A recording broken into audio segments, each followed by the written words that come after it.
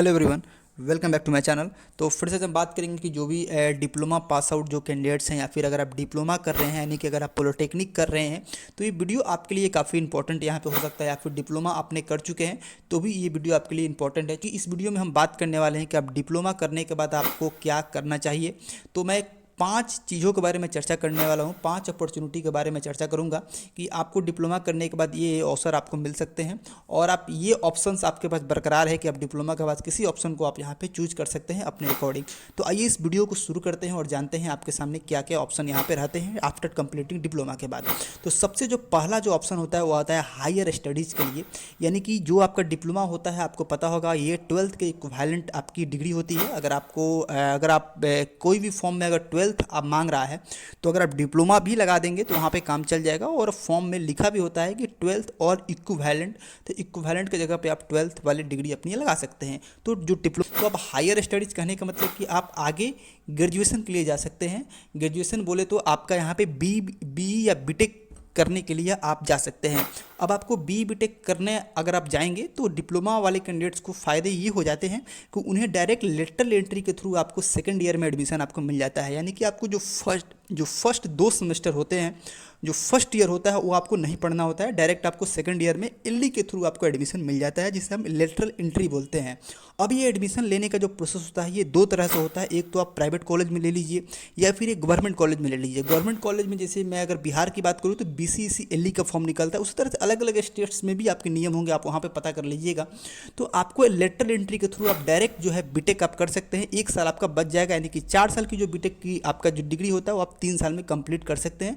उसके बाद आप ग्रेजुएट हो जाएंगे। उसके आगे आप और भी फर्दर स्टडी करने के चाहें तो आप कर सकते हैं, आपके ऊपर डिपेंड्स करता है। तो ये तो होगी हायर स्टडीज़ के लिए।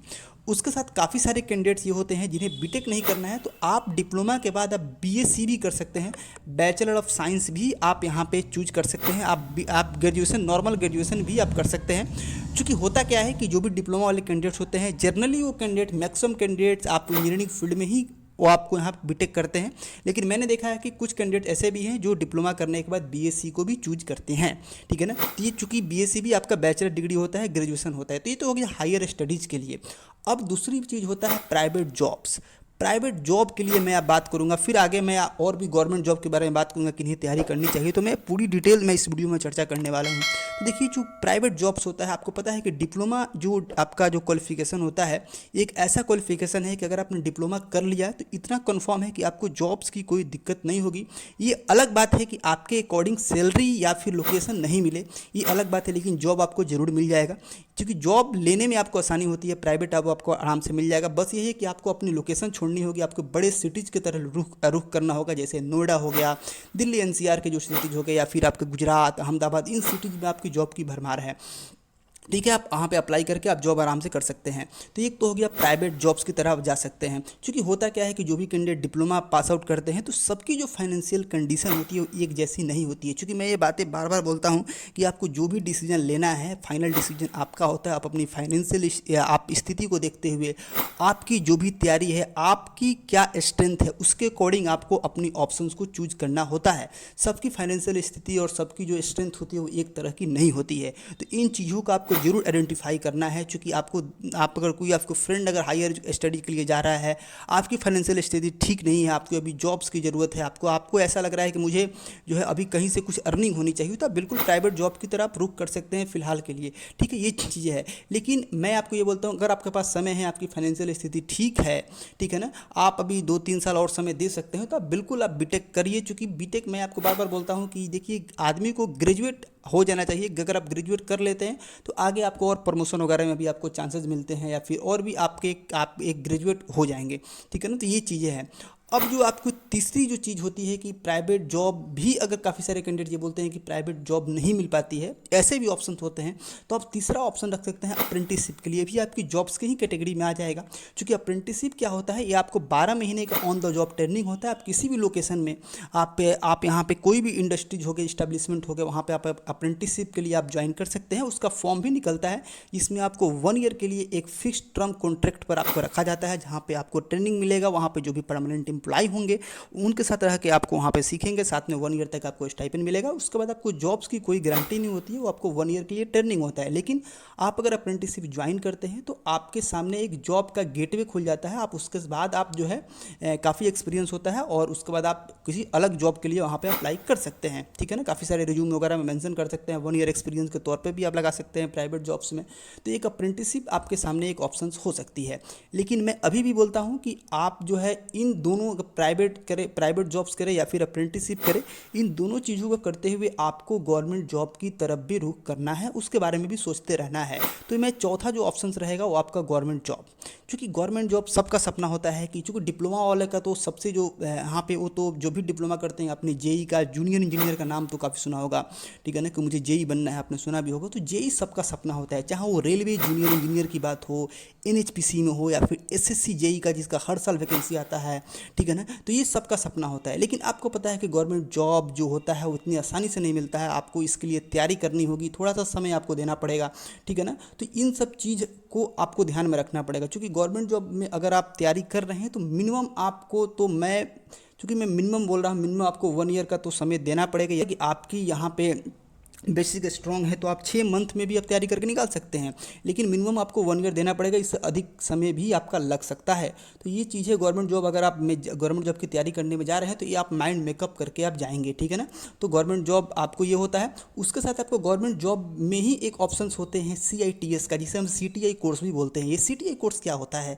CTI कोर्स होता है ITI जो कॉलेज होते हैं, आपने ITI सुना होगा, काफ़ी सारे कैंडिडेट्स को करते हो, जो फिटर, इलेक्ट्रीशियन ट्रेड से ITI करते हैं, ठीक है ना। जो ITI इंस्टीट्यूट होते हैं, चाहे वो सरकारी या फिर प्राइवेट, तो ITI, आप ITI में टीचर बन सकते हैं, इंस्ट्रक्टर बन सकते हैं, ठीक है ना। तो उसके लिए आपको CITS कोर्स होता है, जो आप डिप्लोमा के बाद आप CITS कोर्स आप कर सकते हैं। उसके लिए फॉर्म निकलता है, काफ़ी नॉमिनल फी में आप वो कोर्स कर सकते हैं। भारत में अलग अलग आपके यहाँ पे शहर में उसके कॉलेजेस है, आप वहाँ से आप उसका कोर्स करेंगे। 1 ईयर का वो कोर्स होता है। आप करने के बाद जो ITI इंस्ट्रक्टर का जो फॉर्म निकलेगा, अभी बिहार में ITI इंस्ट्रक्टर का फॉर्म निकला हुआ था, काफ़ी अच्छी सैलरी पैकेज होती है। और वहाँ पर आप ITI इंस्ट्रक्टर के तौर पर आपके सामने डिप्लोमा रहेगा, साथ में CITS की डिग्री आप लगा के आप वहाँ पर एग्ज़ाम दे के और ITI में टीचर आप बन सकते हैं, इंस्ट्रक्टर आप बन सकते हैं। तो ये आपके पास ऑप्शन है, ये भी गवर्नमेंट जॉब ही है आपका, ठीक है ना। बाकी उसके अलावा आपका IOCL, SAIL, NTPC, airport authority of India, RRB JEE, railway LP technician, ये सब तो अपॉर्चुनिटी आपके सामने तो है ही गवर्नमेंट जॉब में, ठीक है ना। तो ये चीज़ें हैं।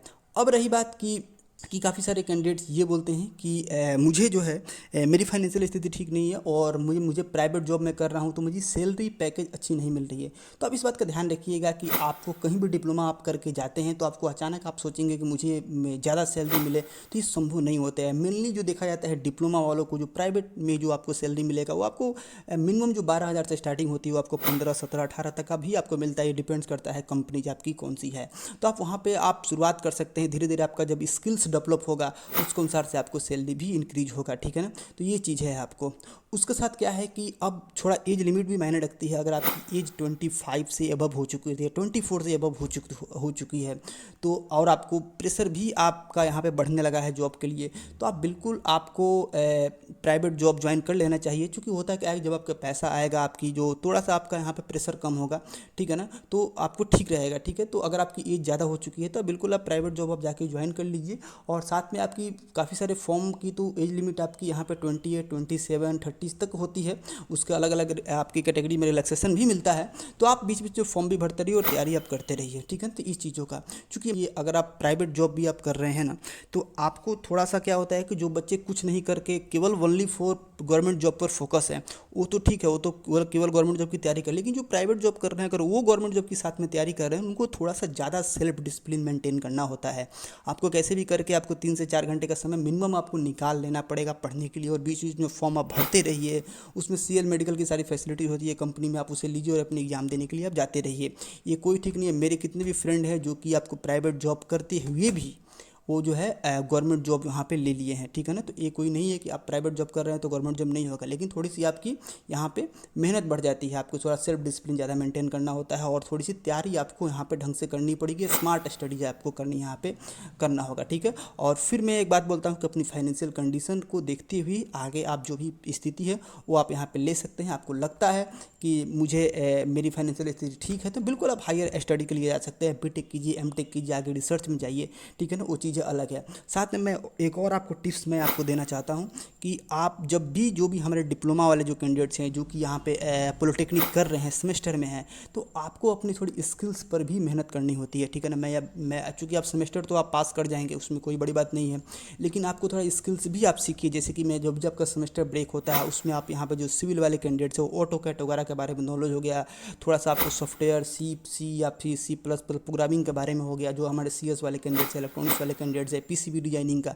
तो थोड़ा सा ये नॉलेज भी आप गेन करना शुरू कीजिए। क्योंकि ये सब नॉलेज रहेगा तो प्राइवेट में आपको काम करेगा, आपकी स्किल्स यहाँ पर डेवलप रहेगा, तो वहाँ पर जॉब लेने में भी आपको आसानी होगी। साथ में सबसे इंपॉर्टेंट कि आप कंप्यूटर स्किल्स आप जरूर सीख लीजिएगा, ठीक है ना। जैसे कंप्यूटर मिनिमम अब तो आज के डेट में तो लगभग सभी को कंप्यूटर चलाने आता है, जिसमें एक्सेल्स हो गया, MS वर्ड हो गया, माइक्रोसॉफ्ट ऑफिस के बारे में आपको नॉलेज होना चाहिए। क्योंकि ये चीज़ें भी आप कहीं भी प्राइवेट जॉब में आप जाएंगे तो ये चीज़ें आपको इंपॉर्टेंट, आप तो गवर्नमेंट जॉब में भी इसका यहाँ पे इसका भी टेस्ट होता है, तो ये चीज़ें भी अब इंपॉर्टेंट है, ठीक है। साथ में जो इंग्लिश जो है, इंग्लिश से आपको कैसे बोलना है, इंग्लिश लिखने का, पढ़ने का, आपको बोलने का, तो स्पोकन टाइप जो भी है वो भी आपको यहाँ पे आप अगर इस पर भी काम करते हैं, ये भी आप अगर आप मजबूत करते हैं तो आगे आपको यहाँ पे बेनिफिट्स मिलेगा। साथ में आप अगर डिप्लोमा कर रहे हैं तो डिप्लोमा करने के दौरान आपकी थोड़ा सा भी जो भी समय मिलता है, थोड़ा सा न्यूज़ से भी आप अपडेटेड रहिए। GK GS नॉन टेक का जो पोर्शन होता है, जैसे SSC JEE हो गया, RRB JEE हो गया, इसमें नॉन टेक्निकल भी पूछता है, जिसमें आपको GK GS क्वांट हो गया, जिसमें प्रॉफिट लॉस ये सब होता है। इस तरह के सवाल जो आते हैं ना नॉन टेक्निकल में,